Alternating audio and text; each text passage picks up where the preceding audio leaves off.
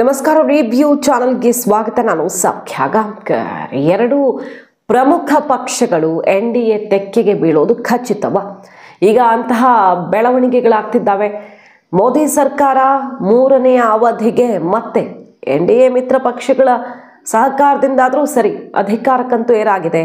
ಮಹತ್ವದ ಒಂದಿಷ್ಟು ಐತಿಹಾಸಿಕ ಹೆಜ್ಜೆಗಳನ್ನು ಇರಿಸೋ ತಯಾರಿಯಲ್ಲಿದ್ದಾರೆ ನರೇಂದ್ರ ಮೋದಿ. ಈ ತೀರ್ಮಾನಗಳಿಗೆ ನಾಳೆ ಅಡೆತಡೆ ಆಗಬಹುದು, ಯಾರಿಗೆ ಗೊತ್ತು. ಫಾರ್ ಎಕ್ಸಾಂಪಲ್, ಬಿಹಾರ ರಾಜಕಾರಣದಲ್ಲಿ ಏನಾಗುತ್ತೆ ಅಂತ ಹೇಳೋದಕ್ಕೆ ಸಾಧ್ಯ ಇಲ್ಲ, ಎಲ್ಲೆಲ್ಲಿ ಕಿಡಿ ಹೊತ್ತುಕೊಳ್ಳುತ್ತೆ ಅಂತ ಹೇಳೋಕ್ಕೆ ಸಾಧ್ಯ ಇಲ್ಲ. ಹಾಗಾಗಿ ಈ ರೀತಿ ಮಿತ್ರರ ನಂಬಿಕೆ ಮೇಲೆ ಹೋಗ್ತಾ ಇರುವಾಗ ಮುಂದಿನ ತಯಾರಿಗಳನ್ನು ಮಾಡ್ಕೊಂಡಿರಲೇಬೇಕಾಗತ್ತೆ. ಈಗ ವಿರೋಧ ಪಕ್ಷವೇ ಇಲ್ಲದಂತೆ ಭರ್ಜರಿ ಆಪರೇಷನ್ ಒಂದು ನಡೆಯಲಿದೆಯಾ? ಕುತೂಹಲಕಾರಿ ವಿಚಾರ ಈಗ ಗಮನ ಸೆಳೀತಾ ಇದೆ. ಮಾಹಿತಿ ಮುಂದೆ ಇಡ್ತಾ ಇದೀವಿ. ಮಿಸ್ ಮಾಡಿದ್ರೆ ನಮ್ಮ ಚಾನಲ್ನ ಸಬ್ಸ್ಕ್ರೈಬ್ ಮಾಡಿ, ನಿಮ್ಮ ಅಭಿಪ್ರಾಯ ಕಮೆಂಟ್ ಮಾಡಿ ತಿಳಿಸಿ. ವೀಕ್ಷಕರೇ, ರಾಜಕಾರಣದಲ್ಲಿ ನಿರಂತರ ಪ್ರಯತ್ನ ನಡೀತಾನೆ ಇರುತ್ತೆ. ಇಂತಹ ಲೆಕ್ಕಾಚಾರಗಳು ಎಷ್ಟೋ ಸಲ ಬಹಳ ಅನಿವಾರ್ಯ ಆಗಿತ್ತು ಅನಿಸೋ ತನಕ. ಯಾಕಂದರೆ ಬಿಹಾರದ ನಿತೀಶ್ ಕುಮಾರ್ ಅವರು JDU ಮತ್ತೆ BJP ಜೊತೆ ಸೇರಿದಾಗ ಇದೆಲ್ಲ ಕಾಸ್ಟ್ಲಿ ಆಗುತ್ತೆ BJPಗೆ. ಯಾಕೆ ಬೇಕಿತ್ತು ನಿತೀಶ್ ಕುಮಾರ್ ಅವ್ರನ್ನ ಮತ್ತೆ ಸೇರಿಸ್ಕೊಳ್ಳೋದು ಅಂತಲೇ ಅಂದುಕೊಂಡಿದ್ವಾಗ. ಆದರೆ ಈ 24ರ ರಿಸಲ್ಟ್ ನೋಡಿದಾಗ BJP ಲೆಕ್ಕಾಚಾರ ಪಕ್ಕ ಇತ್ತಪ್ಪ ಅಂತ ಅನ್ನಿಸ್ತು. ಅದೇ ರೀತಿ ಸಾಂದರ್ಭಿಕವಾಗಿ ಯಾರನ್ನ ಎಲ್ಲೆಲ್ಲಿ ಸೆಳೆಯೋದು ಅನ್ನೋ ಲೆಕ್ಕಾಚಾರ ಎಲ್ಲರನ್ನೂ ನಡೀತಾನೆ ಇರುತ್ತೆ. ಆಪರೇಷನ್ ಪ್ರಯತ್ನ ನಿರಂತರ. ಕರ್ನಾಟಕದಲ್ಲೂ ಅಂತಹ ಪ್ರಯತ್ನಗಳಾಗ್ತಿದ್ದಾವೆ. ಈಗ ರಾಷ್ಟ್ರ ರಾಜಕಾರಣದಲ್ಲಿ ನೋಡೋದಾದರೆ ಎರಡು ಪ್ರಮುಖ ಪಕ್ಷಗಳು NDA ತೆಕ್ಕೆಗೆ ಬೀಳುವ ಸ್ಪಷ್ಟ ಸುಳಿವು ಸಿಗ್ತಾ ಇದೆ. ಮೊನ್ನೆ ಅಷ್ಟೇ ನಾವು ರಿಪೋರ್ಟ್ ಮಾಡಿದ್ವಿ, ಶರದ್ ಪವಾರ್ ಅಜಿತ್ ಪವಾರ್ ಒಂದಾಗುವ ಬಗ್ಗೆ, ಅಂದರೆ ಒಡೆದ NCP ಮತ್ತೆ ಒಗ್ಗೂಡುವ ಬಗ್ಗೆ ಸ್ವತಃ ಅಜಿತ್ ಪವಾರ್ ತಾಯಿ ಸುಳಿವನ್ನು ಕೊಟ್ಟರು. ಮತ್ತೆ ಪವಾರ್ ಫ್ಯಾಮಿಲಿ ಒಂದಾಗತ್ತೆ ಅನ್ನುವಂಥ ನಂಬಿಕೆಯಲ್ಲಿದ್ದೀನಿ. ಆದಷ್ಟು ಬೇಗ ಅದಾಗತ್ತೆ ಅಂತ. ಮತ್ತು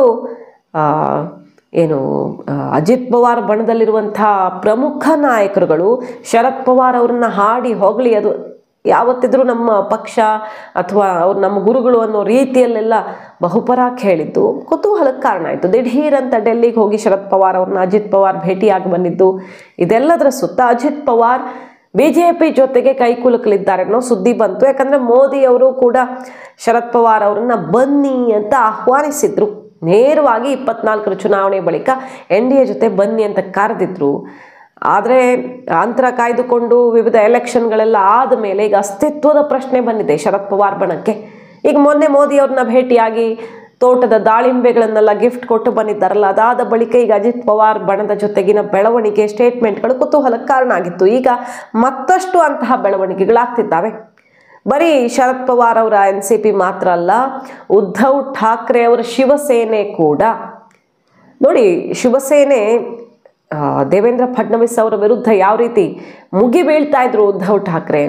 ಎಲೆಕ್ಷನಲ್ಲಿ ಯಾವ ರೀತಿ ಬಿಸಿ ಏರಿದ ವಾತಾವರಣ ಇತ್ತು, ಎಂತೆಂಥ ವಾಕ್ ಸಮರ ಆಗಿದೆ ಗೊತ್ತು. ಆದರೆ ಈಗ CM ಕುರ್ಚಿ ಏರ್ತಾ ಇದ್ದ ಹಾಗೆ ದೇವೇಂದ್ರ ಫಡ್ನವೀಸ್ ಅವರು ಎಲ್ಲೆಡೆಯಿಂದ ಹೊಗಳಿಕೆ ಮಹಾಪೂರವನ್ನೇ ಸ್ವೀಕರಿಸ್ತಿದ್ದಾರೆ.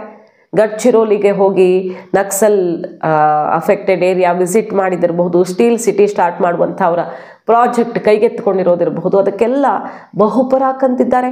ಉದ್ಧವ್ ಠಾಕ್ರೆ ಶಿವಸೇನೆಯೂ ಅಷ್ಟೇ, ಶರದ್ ಪವಾರ್ NCP, ಸ್ವತಃ ಸುಪ್ರಿಯಾ ಸುಳೆ ಅವರು ಹೇಳ್ತಾರೆ, ಬಹುಶಃ ಈ ಕ್ಯಾಬಿನೆಟಲ್ಲಿ ದೇವೇಂದ್ರ ಫಡ್ನವೀಸ್ ಅವರು ಅಷ್ಟು ಆ್ಯಕ್ಟಿವ್ ಆಗಿರೋರು ಯಾರೂ ಇಲ್ಲ, ಡೇ 1 ಕೆಲಸ ಮಾಡ್ತಿದ್ದಾರೆ ಅನ್ನುವ ಮೂಲಕ ದೇವೇಂದ್ರ ಫಡ್ನವೀಸ್ ಅವ್ರನ್ನ ಹಾಡಿ ಹೊಗಳಿರೋದು. ಮತ್ತೊಮ್ಮೆ ಅಂತಹ ಒಳ್ಳೆಯ ಅಭಿವೃದ್ಧಿ ಯುಗ ಶುರುವಾಗಿದೆ ದೇವೇಂದ್ರ ಫಡ್ನವೀಸ್ ಅವರ ಕಾಲದಲ್ಲಿ, ಒಳ್ಳೆ ಕೆಲಸ ಮಾಡ್ತಿದ್ದಾರೆ ಅಂತ ಶಬಾಷ್ಗಿರಿ ಕೊಡ್ತಿದ್ದಾರೆ. ನಕ್ಸಲ್ ಜಿಲ್ಲೆ ಅಂತ ಕರೆಸ್ಕೊಳ್ತಾ ಇದ್ದದ್ದನ್ನು ಈಗ ಸ್ಟೀಲ್ ಸಿಟಿ ಅಂತ ಅದರ ಇಮೇಜನ್ನೇ ಮೇಕ್ ಓವರ್ ಮಾಡೋದಕ್ಕೆ ಹೊರಟಿರುವಂಥ ದೇವೇಂದ್ರ ಫಡ್ನವೀಸ್ ಅವ್ರಿಗೆ ಕಂಗ್ರ್ಯಾಚುಲೇಟ್ ಮಾಡ್ತಿದ್ದಾರೆ. ದೇವೇಂದ್ರ ಬಾಬು ಕಂಗ್ರ್ಯಾಚುಲೇಷನ್ಸ್ ಅಂತ ಸಾಮ್ನಾ, ಉದ್ಧವ್ ಠಾಕ್ರೆ ಶಿವಸೇನೆಯ ಮುಖವಾಣಿ ಸಾಮ್ನಾದಲ್ಲಿ ಹೆಡ್ಲೈನ್ಸು ದೇವೇಂದ್ರ ಫಡ್ನವೀಸ್ ಅವರನ್ನು ಹಾಡಿ ಹೊಗಳಿ ಕೊಂಡಾಡಿರುವಂಥ ಬೆಳವಣಿಗೆಗಳು. ಸಂಜಯ್ ರಾವತ್ ಕೂಡ ದೇವೇಂದ್ರ ಫಡ್ನವೀಸ್ ಅವ್ರನ್ನ ಮೆಚ್ಚಿಕೊಂಡ ಮಾತುಗಳನ್ನು ಆಡಿರೋದಂತೂ ನಿಜಕ್ಕೂ ಅಚ್ಚರಿ. ಸೊ ಶಿವಸೇನೆ ಉದ್ಧವ್ ಠಾಕ್ರೆ ಬಣ, NCP ಶರದ್ ಪವಾರ್ ಬಣ ಇಬ್ಬರಿಗೂ ಕೂಡ ಈ ಮೊನ್ನೆ ನಡೆದ ವಿಧಾನಸಭಾ ಚುನಾವಣೆ, ಮಹಾರಾಷ್ಟ್ರ ಎಲೆಕ್ಷನ್ ಬಳಿಕ ಈಗ ಅಸ್ತಿತ್ವದ ಪ್ರಶ್ನೆ ಎದುರಾಗಿದೆ. 10-20 ಸೀಟ್ ಗೆದ್ದುಕೊಂಡು ಬಹಳ ಕಷ್ಟದ ಪರಿಸ್ಥಿತಿ. ಲೋಕಸಭೆಯಲ್ಲೇನೋ ಬಲ ಇತ್ತು, ಆದರೆ ವಿಧಾನಸಭೆಯಲ್ಲಿ ನಿಜವಾದ ಶಿವಸೇನೆ, ನಿಜವಾದ NCP ಈಗ BJP ಜೊತೆಗಿರುವಂಥ ಪಕ್ಷಗಳು ಅನ್ನೋ ರೀತಿಯಲ್ಲಿ ಮೆಸೇಜ್ ಕೊಟ್ಬಿಟ್ರು ಜನ, ಮತದಾರರು. ಏನು ಕಥೆ ಹಾಗಾದರೆ? ಒಗ್ಗಟ್ಟಿನಿಂದಿದ್ರೆ ಬಹಳಷ್ಟು ಲಾಭಗಳಿವೆ. ಹೇಳಿ ಕೇಳಿ ಅಲ್ಲಿ ಏಕನಾಥ್ ಶಿಂಧೆ ಸ್ವಲ್ಪ ಮುನಿಸ್ಕೊಳ್ಳೋದು, ನಾಳೆ ಕಂಡೀಷನ್ಗಳು ಹಾಕೋದು ಅಂಥದ್ದಕ್ಕೆಲ್ಲ ಮುಂದಾಗಬಾರ್ದು ಅಂದರೆ BJPಗೆ ಮತ್ತೊಂದು ಆಪ್ಷನ್ ಇರಬೇಕು. ಉದ್ಧವ್ ಠಾಕ್ರೆ ಅವರು ಅವರ DNA ಕೇಸರಿ ಇದೆ ಅಂತ ದೇವೇಂದ್ರ ಫಡ್ನವೀಸ್ ಅವರು ಮೊನ್ನೆ ಅಷ್ಟೇ ಹೇಳಿದರು. ಈಗ ಉದ್ಧವ್ ಠಾಕ್ರೆ ಅವರು ದೇವೇಂದ್ರ ಫಡ್ನವೀಸ್ ಅವ್ರನ್ನ ಹಾಡಿ ಹೊಗಳುತ್ತಾ ಇದ್ದಾರೆ. ಮಹಾರಾಷ್ಟ್ರ ಪಾಲಿಟಿಕ್ಸಲ್ಲೂ ಕೂಡ ಇವರು ಜೊತೆಗೆ ಬಂದರೆ ಮುಂದಿನ ದಿನಗಳಲ್ಲಿ ಅನುಕೂಲವೇ. ರಾಷ್ಟ್ರ ರಾಜಕಾರಣ ಅಂತ ಹೋದಾಗ NDAಗೆ ಬಲ ಜಾಸ್ತಿ ಆಗುತ್ತೆ, 300ರ ಗಡಿ ದಾಟತ್ತೆ.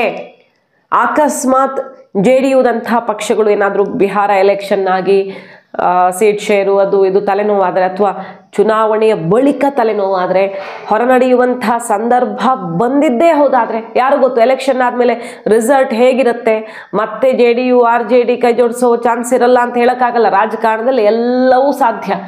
ಅಂಥ ಟೈಮ್ ಬಂದರೆ ಬಿಹಾರ ರಾಜಕಾರಣದಲ್ಲಿ ಅಷ್ಟೇ ಅಲ್ಲ, NDAಗೂ ಸಮಸ್ಯೆ ಆಗುತ್ತಲ್ಲ. ಆ ಟೈಮಲ್ಲಿ ಉದ್ಧವ್, NCP, ಶರದ್ ಪವಾರ್ ಬಣ ಇದೆಲ್ಲ ಬಹಳ ಇಂಪಾರ್ಟೆಂಟ್ ಆಗತ್ತೆ. ಸೊ ಮುಂದಿನ ತಯಾರಿಯನ್ನು ಮಾಡ್ಕೊಳ್ತಿರೋ ಥರ ಕಾಣಿಸ್ತಿದೆ. ಮಹಾರಾಷ್ಟ್ರದಲ್ಲಿ ವಿರೋಧ ಪಕ್ಷಗಳೇ ಇರದ ರೀತಿಯಲ್ಲೊಂದು ಬೆಳವಣಿಗೆ ಆಗತ್ತೆ. ಕಾಂಗ್ರೆಸ್ ಕೂಡ ಬಹಳ ಕಡಿಮೆ ಗೆದ್ದಿರೋದು. ಈಗ BJP ಆಪರೇಷನ್ ಯಾವ ಬಗೆಯಲ್ಲಿರಲಿದೆ ಅನ್ನೋದು ಕುತೂಹಲ. ಒಡೆದಿರುವಂತಹ ಪಕ್ಷಗಳು ಒಂದಾಗಲಿದೆಯಾ ಅಥವಾ ಯಥಾಸ್ಥಿತಿಯಲ್ಲಿದ್ದುಕೊಂಡೇ BJPಗೆ ಬೆಂಬಲವನ್ನು ಕೊಡಲಿದೆಯಾ? ಕಾದು ನೋಡಬೇಕು. ಒಟ್ಟಿನಲ್ಲಿ ಮಹಾರಾಷ್ಟ್ರದಲ್ಲಿ ಮತ್ತೊಂದು ಸುತ್ತಿನ ಬೆಳವಣಿಗೆ. ಯಾರು ಊಹೆ ಮಾಡದ ರೀತಿಯಲ್ಲಿ ಆಪರೇಷನ್ ಸಕ್ಸಸ್ ಆಗತ್ತಾ?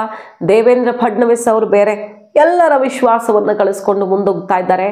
ವಿರೋಧ ಪಕ್ಷಗಳೇ ಅವರನ್ನು ಹಾಡಿ ಹೊಗಳುತ್ತಿರೋದು ಮಾತ್ರ ನಿಜಕ್ಕೂ ಕೂಡ ಗಮನಾರ್ಹವಾದ ಬೆಳವಣಿಗೆ. ಮಾಹಿತಿ ನಿಮ್ಗೆ ಇಷ್ಟ ಆಗಿದ್ರೆ ಮಿಸ್ ಮಾಡಿದ್ರೆ ನಮ್ಮ ಚಾನಲ್ನ ಸಬ್ಸ್ಕ್ರೈಬ್ ಮಾಡಿ, ನಿಮ್ಮ ಅಭಿಪ್ರಾಯ ಕಮೆಂಟ್ ಮಾಡಿ ತಿಳಿಸಿ. Thank you.